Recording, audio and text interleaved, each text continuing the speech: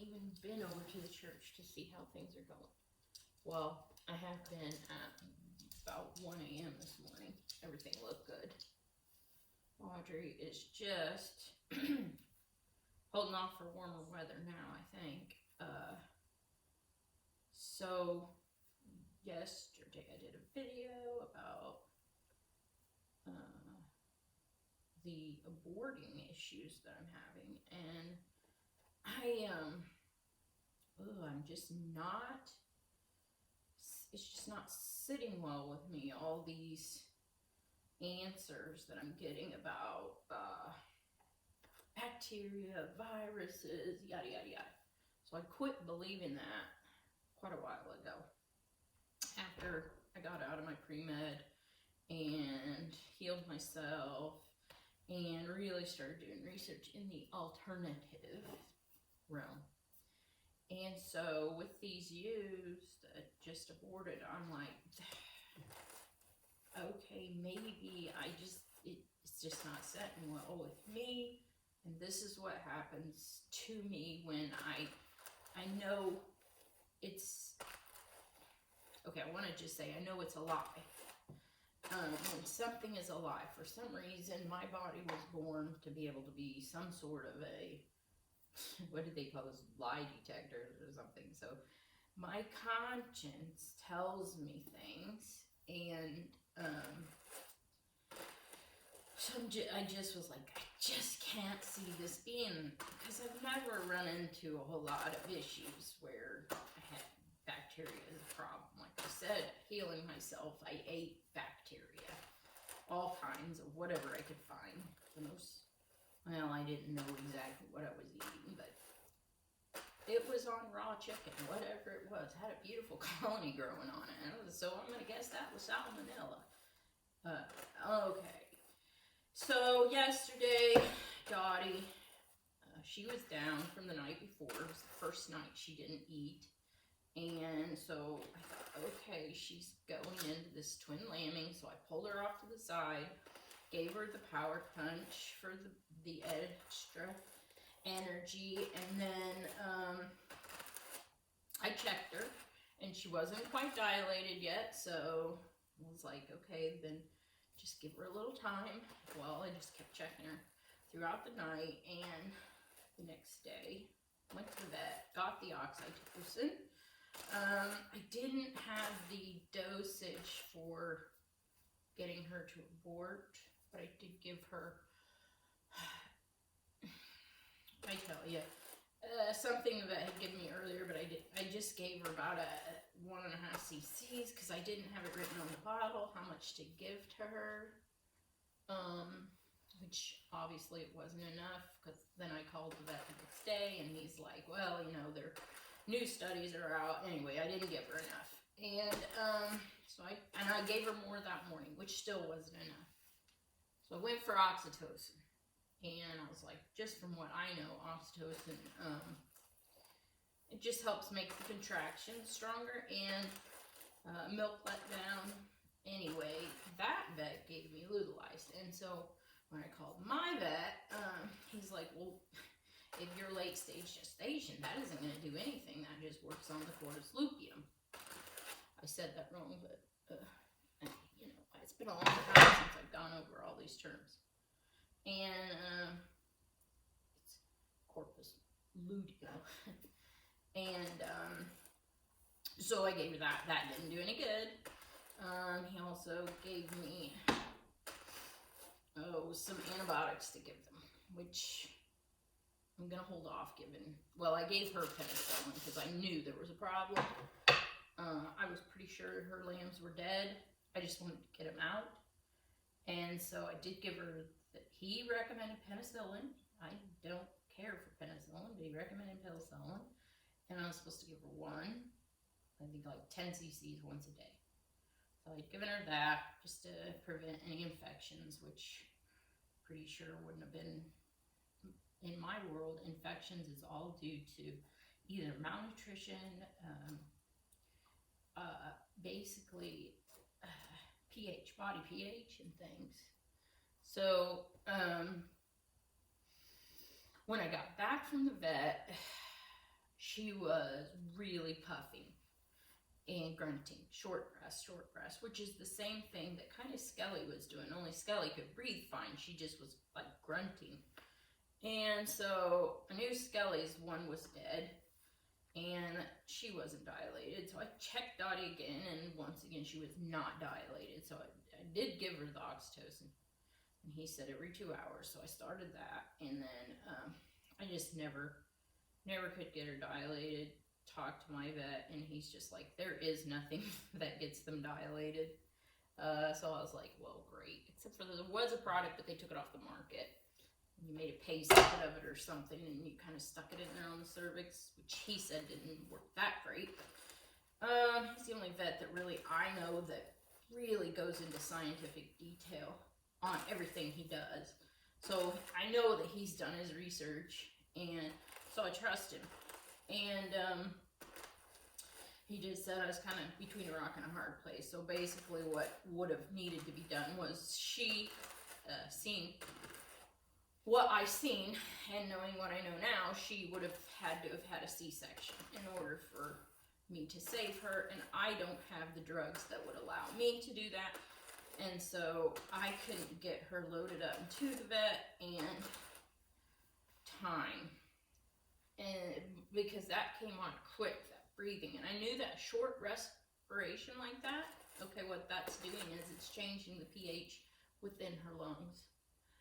And one thing I want to experiment with, and I don't say I want to experiment and force an animal into a situation. If I ever have that again, I want to get some, like a pure oxygen maybe, from the oxygen and acetylene from a torch, and just kind of give them a high dose of oxygen to see if that would buy me some time to get whatever done that needed to be done. I gave her Therabro to make sure it wasn't like she has been eating a lot of, I mean, she had been eating the hay, which they say, oh, it can cause bloat because there is a lot of alfalfa and clover in that hay round bale. I just planted that field last year, so this was a really nice second cutting of it, and there was. So I thought, well, is it possibly that they bloated on that, and then that's what's causing? Well, if most people say no, bloat doesn't. You can't hardly ask people because they just haven't seen the detail that I've gone through and that I've seen. And so, well, surely if an animal bloats, it's going to cause a lot of pressure on that uterus and possibly stress on them lambs and cause them to die. So I thought, well, is that what was happening? And I still am not 100% sure, but I'm pretty sure that's not the case. So when she passed away, I ended up, doing a C-section, and there were 3 lambs in there, which 3 lambs are just too much if they're big lambs. One of them was dead, you could tell a while, because it was coming apart in pieces. And the other 2, oh my gosh, they were so big. They puffed. Oh, it was terrible. So I know now, I mean, I went on to one of the groups and asked, can bloat cause, and they're like, can the uterus bloat? And so they're like so strictly in their language that bloat doesn't happen in the uterus, it happens in the digestive tract. Okay, so what would you call it when your uterus just puffs up with gases because you have dead babies in there? I'm going to call that bloat. I don't know what else to call it. It's like a balloon. So that was causing all the stress on her diaphragm, so she could not breathe. And that's what threw off her pH, and that's what I'm saying sepsis is. Sepsis can be caused by diet, because diet can throw off your pH, and respiration. And so I knew as soon as I heard her doing that short, quick labored, that somehow I needed to get more oxygen in her for her to correct her pH and prevent that sepsis. But boy, it went so fast. I was unable to. If I'd had an oxygen tank, which is what I need to get a hold of, my next goal, I'm like, oh my gosh, is it really this difficult to raise sheep? And yeah, I think it is. So what I think's happening with my herd is that I put these new pastures out. They're super rich. Alfalfa, clover, orchard grass pastures. And for the last 2 years now, most of my sheep, the first year ewes, are having twins, and the second years are having triplets. So that's fine. I don't flush them, but I think it's just the super nutrition from the grasses that is doing it. So now I need to come in on the back end. Like right now, my problem is I don't have enough pens, and my number one mistake that I didn't realize I needed to do was to put the harness on the ram so that I knew exactly when they were mated.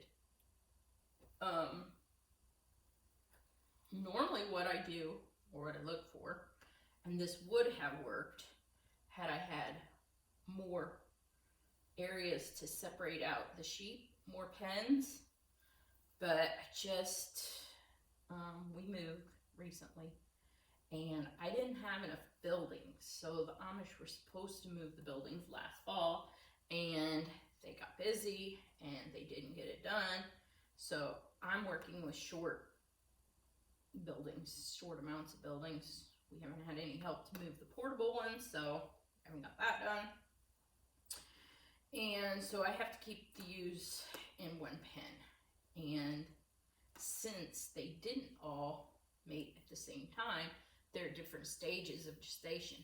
So when I first seen the first ewes starting to bag up, and I was watching videos about how your first year ewes need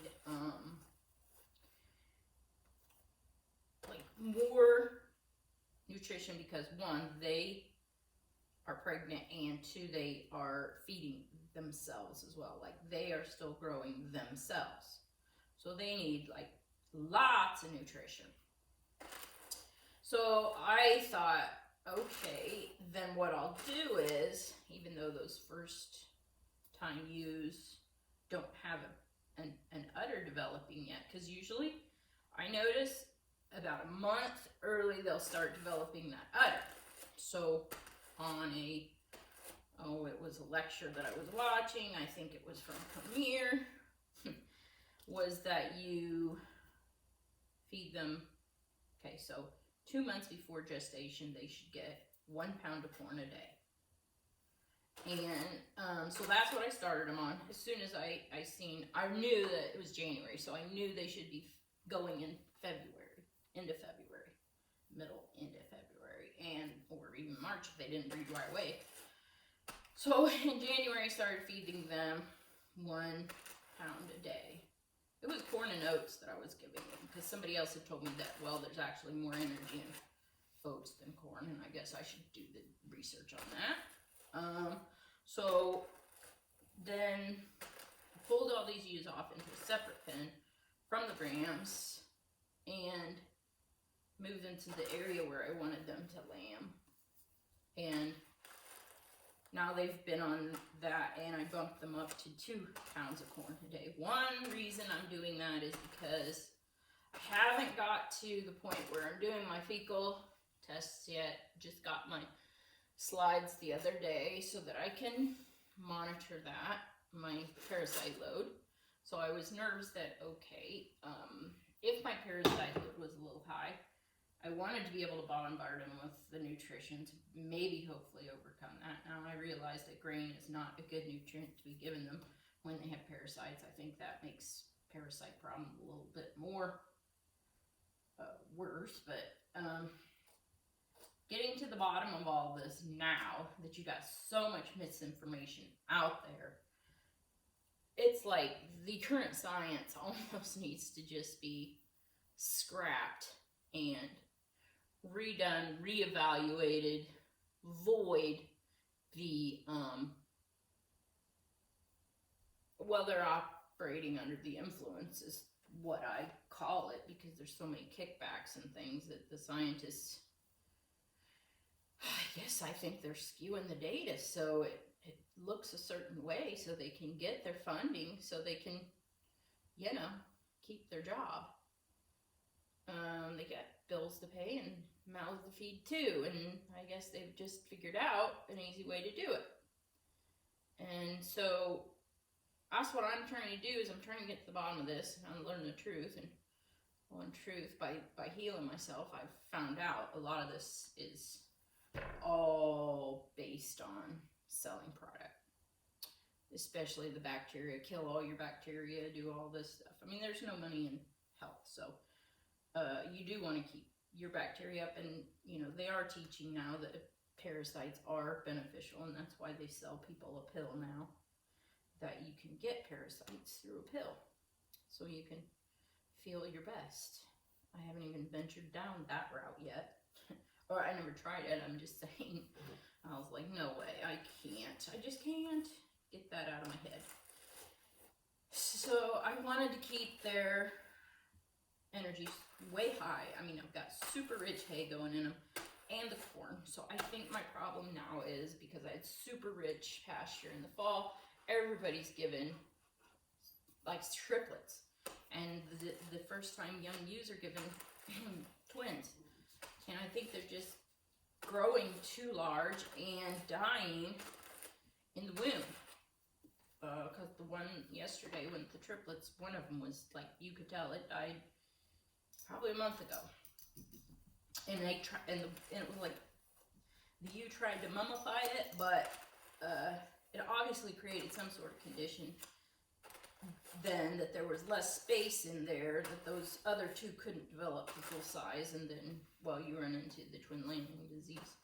Not that she ever acted like she went off the feed, because she didn't. She just kept eating up. They were already dead, and she was still eating. So I can know the time frame here. When she stopped eating, she was going into, I guess, a pregnancy type shock, because the body knew these gases were being developed from these lambs.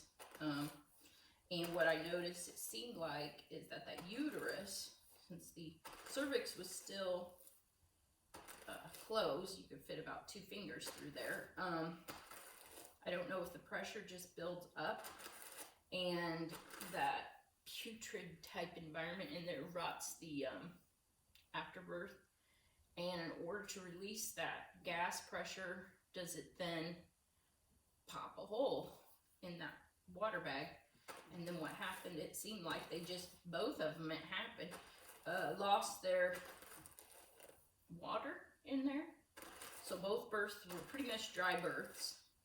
I don't like those dry births, because there's just no lubrication there to get things out very well. I use a lot of lubrication. I think the next time I'm going to try using ghee, which would be a little more greasy than that lube, because that lube seems to just be, I don't know, it goes away fast. I use a lot of it. Trying a million things, folks. I'm trying a million alternative things, because, right now, who even knows when the supply chain is going to go down and you're going to have nothing. So I've been using ghee for a lot of things right now. For my laxative on animals that need to, that have been in acidosis, got too much grain. I had a cow a couple years ago that he ate too much grain, and he went into acidosis. He was down. Usually once an animal like that goes down, they don't get back up. But I thought, how am I going to come up with something, if it was 100 years ago, to get this cow back up? And so I used the ghee, because I knew, well, it was something I would eat anyway. And I gave him that, because they always give him the propylene oil, mineral oil, to get that loosened up. Well, anyway, he took it, and he got up, and he lived. And so I was very happy with the results from that. Recently, we had a horse that was balled up, and I gave him boluses of ghee, and he passed his bound up, and he made it. So I think ghee is it's also loaded, because it's my own product that I make myself for my own cows. It's loaded with vitamins, minerals, nutrients. So I just make the little thing the right size for the pill dispenser, and then put it in the freezer, so it's hard when you go to give them. So that's one product that I've devised myself, and I've had great success with that. So I'm going to use those for the sheep. I'm going to make some of those boluses, and then when I do have to check them, I will use that as a lubricant, possibly. That will maybe work a little better than those synthetic lubricants. Okay, so now I figured all that out. Now probably what I should have done, I've got the right dose to get to give the shot for the abortifacient, or whatever you call it.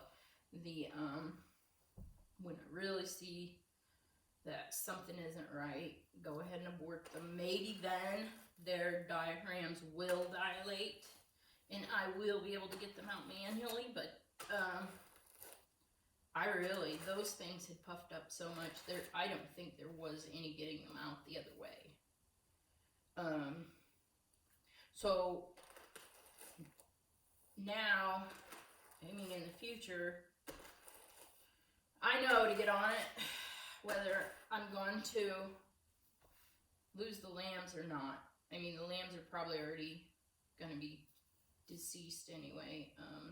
So what I'm asking, if anybody knows anything more, because the vets didn't know anything more. They just said you're SOL, basically.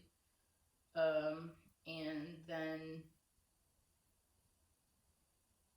where do I go? What's my next move? I don't want to quit giving the grain, because I don't want them to not have enough nutrition in this late stage gestation. But maybe with this rich hay, but you know, I've always fed super rich hay. So even last year I had twin lambing and I lost a ewe last year. So I guess part of my issue now is that I don't have enough pens, but I should have maybe been given that ewe a power punch a little sooner than what I was. But as soon as I just seen her starting to really bag up and her vulva start to swell, is that my new sign to say, hey, get some of that power punch in her morning and night, pull her off to the side. I just thought it was just her getting ready to do a normal lambing. If anything, this is teaching me that sheep have to have something, someone constantly over the top of them, making every decision for them. Because, I don't know. So today is my spin group that I go to on Fridays. We all meet every Friday, which I love. These girls have continued for years going and meeting there. So everybody knows every Friday there's somewhere to go. And so I'm going, and I'm spending the morning here now. Instead of on the computer, because last night I ended up with a migraine. I was just probably too stressed out